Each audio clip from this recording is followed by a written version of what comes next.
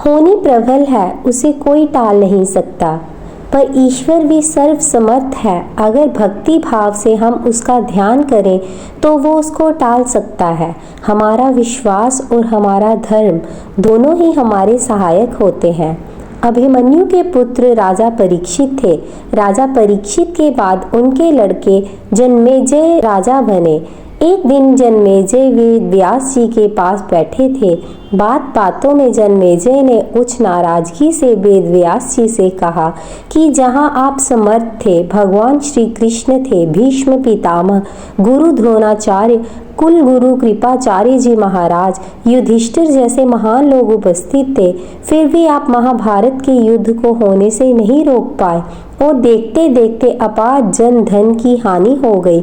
यदि मैं उस समय रहा होता तो अपने पुरुषार्थ से इस विनाश को होने से बचा लेता। अहंकार से भरे जन्मेजय के ये शब्द सुनकर भी व्यास जी शांत रहे। उन्होंने कहा, पुत्र, अपने पूर्वजों की क्षमता पर शंका ना करो। ये विधि विधान द्वारा निश्चित था जो बदला नहीं जा सकता था। यदि ऐसा हो सकता तो श्री कृष्ण में ही इतनी सामर्थ्य थी कि वे युद्ध को रोक सकते थे। जन्मेजय अपनी बात पर अड़ा रहा और बोला, मैं इस सिद्धांत को नहीं मानता। आप तो भविष्य वक्ता हैं। मेरे जीवन की होने वाली किसी होनी को बताइए, मैं उसे रोककर प्रमाणित कर दूंगा कि विधि का विधान निश्चित नहीं होता। व्यास जी ने कहा, पुत्र, यदि तू यही चाहता है तो सुन। कुछ वर्ष बाद तू काले घोड़े पर बैठकर शिकार करने जाएगा। दक्षिण दिशा में समुद्र तट पर पहुंचेगा। वहां तुम्हें एक सुंदर स्त्री मिलेगी जिसे तू महलों में लाएगा और उससे विवाह करेगा। मैं तुमको मना कर रहा हूँ कि ये सब मत करना, लेकिन फिर भी तुम ये सब करोगे। इसके बाद उस लड़की के कहने पर तुम एक यज्ञ करोगे। मैं तुमको आज भी चेता रहा हूँ कि उस यज्ञ को तुम वृद्ध ब्राह्मणों से कराना, लेकिन वह यज्ञ तुम युवा ब्राह्मणों से कराओगे। जन्मेजय ने हंसते हुए व्यास जी की बात काटते हुए कहा कि मैं आज के बाद काले घोड़े पर ही नहीं बैठूंगा तो ये सब घटनाएं घटित ही नहीं होंगी। व्यास जी ने कहा, ये सब होगा, और अभी आगे की सुन। उस यज्ञ में एक ऐसी घटना घटित होगी कि तुम उस रानी के कहने पर उन युवा ब्राह्मणों को प्राण दंड दोगे, जिससे तुम्हें ब्राह्मण हत्या का पाप लगेगा और तुम्हें कुष्ठ रोग होगा और वही तुम्हारी मृत्यु का कारण बनेगा। इस घटनाक्रम को रोक सको तो रोक लो। वेद व्यास जी की बात सुनकर जन्मेजय ने एहतियात व शिकार पर जाना ही छोड़ दिया, परंतु जब होनी का समय आया तो उसे शिकार पर जाने की बलवती इच्छा हुई। उसने सोचा कि काला घोड़ा नहीं लूंगा, पर उस दिन उसे अस्तबल में काला घोड़ा ही मिला। तब उसने सोचा कि मैं दक्षिण दिशा में नहीं जाऊंगा, परंतु घोड़ा अनियंत्रित होकर दक्षिण दिशा की ओर गया और समुद्र तट पर पहुंचा। वहां पर उसने एक सुंदर स्त्री को देखा और उस पर मोहित हो गया।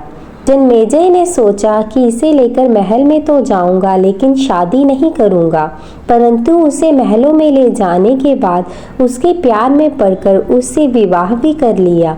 फिर रानी के कहने से जन्मेजय द्वारा यज्ञ भी किया गया। उस यज्ञ में युवा ब्राह्मण ही रखे गए। किसी बात पर युवा ब्राह्मण रानी पर हंसने लगे। रानी क्रोधित हो गई और रानी के कहने पर राजा जन्मेजय ने उन्हें प्राण दंड की सजा दे दी। फलस्वरूप उसे कोढ़ हो गया। अब जन्मेजय घबराया और तुरंत व्यास जी के पास पहुंचा और उनसे जीवन बचाने के लिए प्रार्थना करने लगा। वेद व्यास जी ने कहा कि एक अंतिम अवसर तेरे प्राण बचाने का और देता हूँ। मैं तुम्हें महाभारत का श्रवण कराऊंगा, जिसे तुझे श्रद्धा एवं विश्वास के साथ सुनना है। इससे तेरा कोढ़ मिटता जाएगा, परंतु यदि किसी भी प्रसंग पर तूने अविश्वास किया तो मैं महाभारत का वाचन रोक दूंगा और फिर मैं भी तेरा जीवन नहीं बचा पाऊंगा।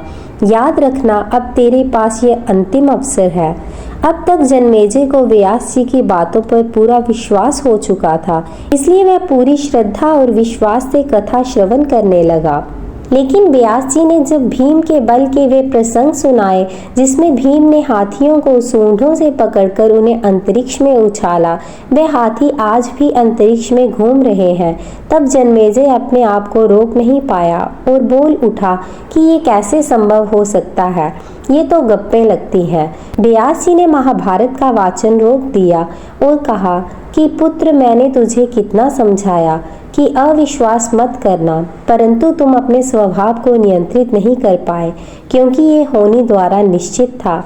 फिर व्यास जी ने मंत्र शक्ति से आवाहन किया और वे हाथी पृथ्वी की आकर्षण शक्ति में आकर नीचे गिरने लगे। तब व्यास जी ने कहा, ये मेरी बात का प्रमाण है। जितनी मात्रा में जन्मेजय ने श्रद्धा विश्वास से कथा श्रवण की, उतनी मात्रा में वह उस कुष्ठ रोग से मुक्त हुआ, परंतु एक बिंदु रह गया और वही उसकी मृत्यु का कारण बना। हमारे जीवन का नाटक परमात्मा के द्वारा लिखा गया है, इसलिए होता वही है जो श्री प्रभु चाहते हैं। कर्म हमारे हाथ में है, लेकिन उसका फल विधि के हाथ में ही है।